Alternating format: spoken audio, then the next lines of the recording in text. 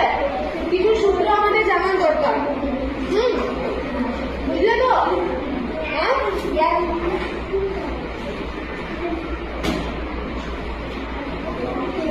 যেমন আমরা এটা কি পরিসীমা। মনে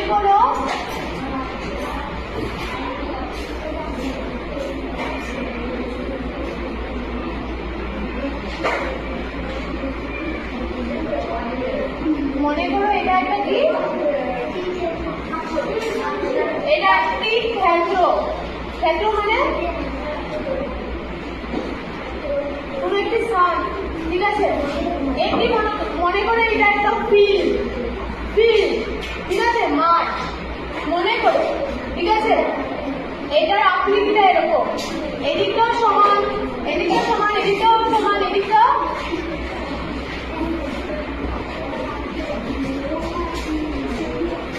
এদিকটা এতটুকু সমান গিয়ে আবার এদিকে একটু ছোট হয়ে গেছে, ঠিক আছে? মনে করো এটার পরিমাপ মনে করো 50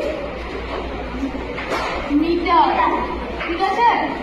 50 মিটার। ধ্যান দিয়ে দেখো, এই জায়গাটুকুর পরিমাপ মনে করো 12 মিটার, ঠিক আছে?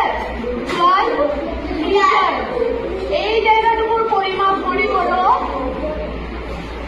30 মিটার, ঠিক আছে? এই জায়গাটুকু মনে করো কত? 60 মিটার, 60 মিটার। আর এটা মনে করো 45 মিটার, ঠিক আছে? বুঝতে পারছো? এবার এটা আমি কি বলেছিলাম? এটা একটা মাঠ, ফিল্ড বলেছিলাম না, ঠিক আছে? একটি মাঠ, এটা মনে করো একটি মাঠ, ঠিক আছে? ঠিক আছে, এবার আমরা এখানে অনেকগুলো পরিমাপ পেয়েছি, ঠিক আছে? এই সব কয়টাকে আমরা এখান থেকে শুরু করি, প্রথমে কত আছে বলো, বলে বলে যাও। 50 মিটার, 12 মিটার, 12 মিটার। আমরা মিটারটাকে মিনি করে লিখছি, ঠিক আছে? 30 মিটার, 60 মিটার, তারপর 45 মিটার। আচ্ছা, আমরা এবার সবগুলোর মধ্যে এই চিহ্নটা দিয়ে দিচ্ছি, ঠিক আছে? দিয়ে দিলাম। এবার যখন এই চিহ্নগুলো দিয়ে দিলাম, তার মানে এই সবকটাকে কি করতে হবে? যোগ করতে হবে। পরে দেখো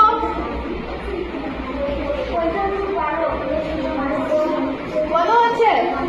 50 আর 12 62, 62 আর 30 92, ঠিক আছে? 92 আর 60 152, 152 আর 45 197, ঠিক আছে? যোগ করে দেখো 197। এখানে কি দেখো? মিটার, ঠিক আছে? এখানে কি দেখো? মিটার। আচ্ছা, এটা যে আমরা পেলাম, এটা কি পেলাম? এটাতে কি পেলাম? আপনাদের পেলাম এটা কি? এটাকেই বলা হয় এই মাঠটির পরিসীমা। মানে পরিসীমা মানে হলো কোনো একটি ক্ষেত্রের চারপাশ যতটুকু এলাকা আছে সব কয়টি এলাকার পরিমাপগুলোর যোগফল, ঠিক আছে? কোনো একটি ক্ষেত্র তার যতগুলো পরিমাপ দেওয়া আছে সবগুলো পরিমাপকে একত্রে আমরা যখন যোগ করবো, পরে যে যোগফলটি পাবো সেটি হলো সেই ক্ষেত্রটির কি? পরিসীমা, ঠিক আছে? বুঝলে তাহলে পরিসীমা? বুঝেছ? তাহলে আমরা যখনই পাবো কোনো একটি ক্ষেত্র, কোনো একটি মাছ, কোনো একটি এলাকা দিয়ে দেবে, দিয়ে এরকম ধরনের বিভিন্ন পরিমাপ দেবে আর বলবে পরিসীমা নির্ণয় করো বা বের করো, তখন আমরা কি করবো? কি করবো? কি কি করবো, যোগ করে দেবো। ঠিক আছে, তাহলে এটা হলো এই ক্ষেত্রটির, এই যে 197 মিটার পেয়েছি, এটা হলো এই ক্ষেত্রটির কি, এই মাঠটির পরিসীমা, মাঠটির পরিসীমা। ঠিক আছে,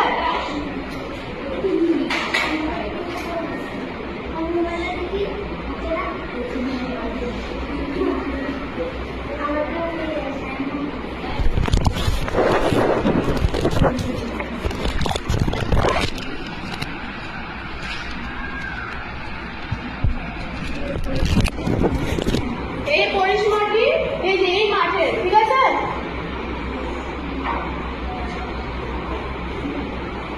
বুঝলে না পরিসীমা? Yes or no? ঠিক আছে, এবার পারবে সবাই?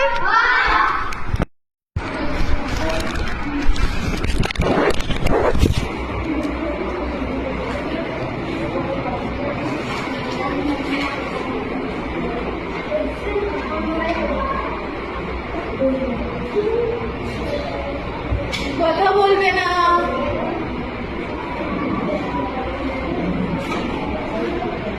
দেখো সূত্রগুলো লেখো। নাম্বার 1, এগুলো আগে তোমাদেরকে মুখস্থ করে নিতে হবে, তারপর অঙ্কগুলো পারবে।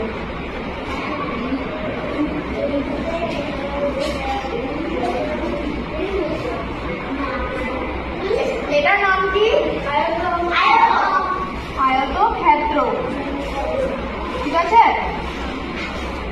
আয়তক্ষেত্র।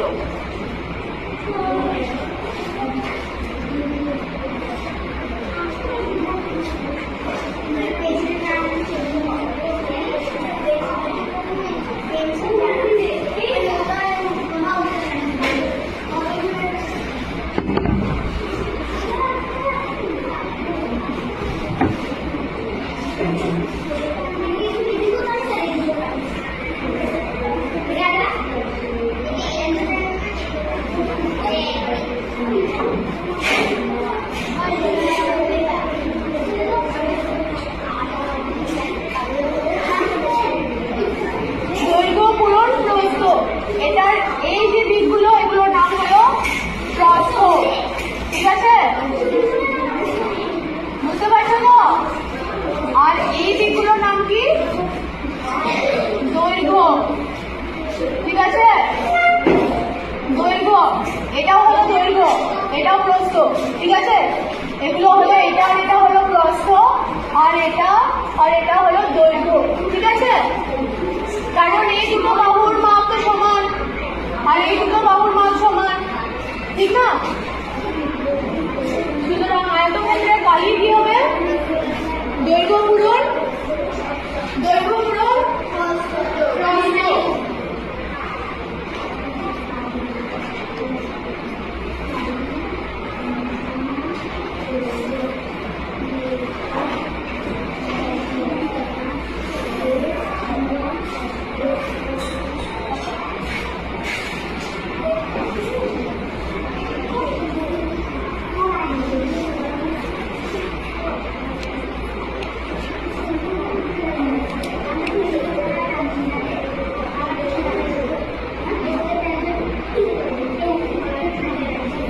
এবার এটা আমরা কালি পেলাম, এবার আয়তক্ষেত্রের পরিসীমাও আছে।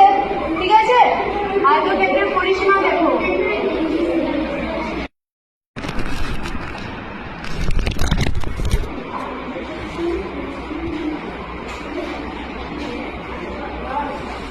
আয়তক্ষেত্রের বিপরীত বাহু দুটির মাপ সমান হয়, সেই জন্য আমরা পরিসীমা নির্ণয় করার সময় একটি দৈর্ঘ্যের পরিমাপ আর একটি প্রস্থের পরিমাপ নিয়ে আমরা যোগ করি। যোগ করে যেহেতু দুটি বিপরীত বাহুর পরিমাপ সমান হয়, প্রথমে আমরা একটি দৈর্ঘ্য আর একটি প্রস্থের পরিমাপ নিয়ে যোগ করে তার সাথে আমরা 2 পূরণ করে তার পরিসীমাটা নির্ণয় করি। সেই জন্য আয়তক্ষেত্রের পরিসীমার সূত্র হলো 2 পূরণ দৈর্ঘ্য যোগ প্রস্থ। ঠিক আছে, 2 পূরণ দৈর্ঘ্য যোগ প্রস্থ। এবার এই অঙ্কটা যদি আমরা করি তাহলে কত হবে? 2 পূরণ 12 আর 5 যোগ করলে কত হয়? 17 হয় না? কি সিএম মানে সেন্টিমিটার। ঠিক আছে, আর 17 দ্বিগুণ কত হবে? কত হবে? 17 দ্বিগুণ বুঝলে এবার আয়তক্ষেত্রের পরিসীমা? ঠিক আছে, তাহলে এবার বর্গেরটা দেখো।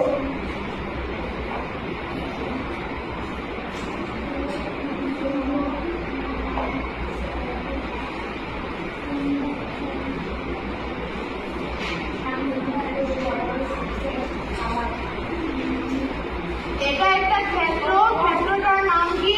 বর্গক্ষেত্র। বর্গক্ষেত্র। এটার কয়টি বাহু আছে? 4টি বাহু। প্রত্যেকটি বাহুর পরিমাপই মনে করো 4 সেন্টিমিটার। ঠিক আছে, এটাও 4, এটাও 4, এটাও 4, এটাও 4। এবার এটার কালির সূত্রটা কি হবে দেখে নাও।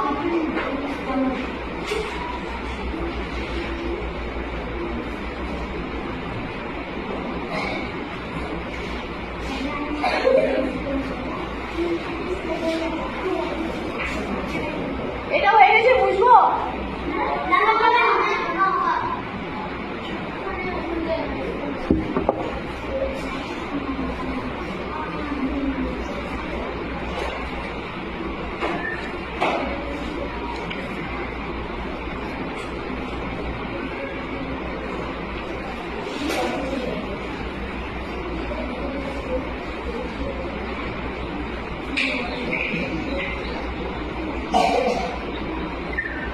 বর্গক্ষেত্রের কালির সূত্র কি?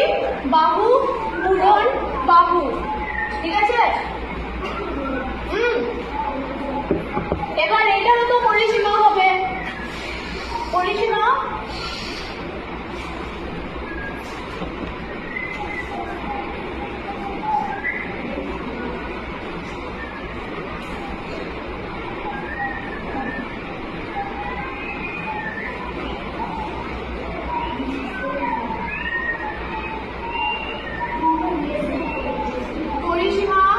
পরিসীমা মানে কি ছিল? পরিসীমা মানে কি ছিল? পরিসীমা মানে কি ছিল? পরিসীমা মানে কি ছিল? কোন একটি ক্ষেত্রের যতগুলো দিক আছে সব কয়টা দিকের পরিমাপের যোগফল, মোট যোগফলই হলো সেই ক্ষেত্রটির পরিসীমা। তাহলে এই যে ক্ষেত্রটা তার নাম কি? বর্গক্ষেত্র।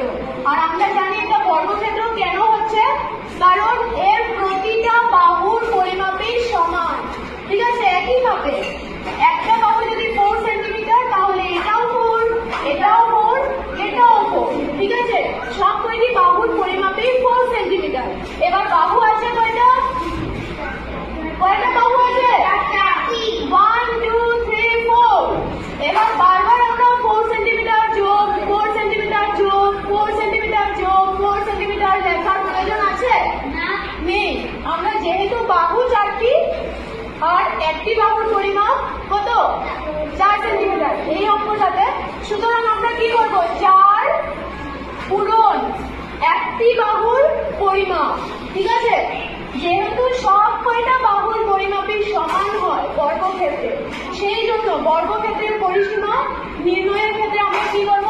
একটি বাহুর মাপের সাথে 4 দিয়ে আমরা পূরণ করে নেব। ঠিক আছে, 4 দিয়ে পূরণ করে নেব। একটি বাহুর পরিমাপ নেব, তার সাথে আমরা 4 দিয়ে পূরণ করব। 4 দিয়ে কেন পূরণ করব?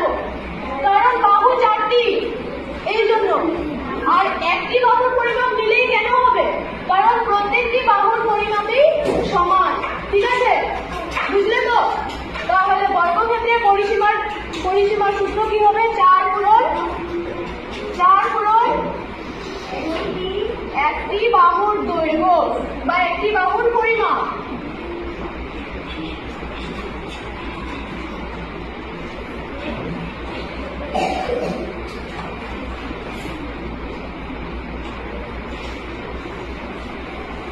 বুঝলে সবাই?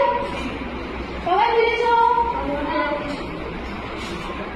পারবে এবার আয়তক্ষেত্র আর বর্গক্ষেত্রের কালি আর পরিসীমা? Can you? Yes!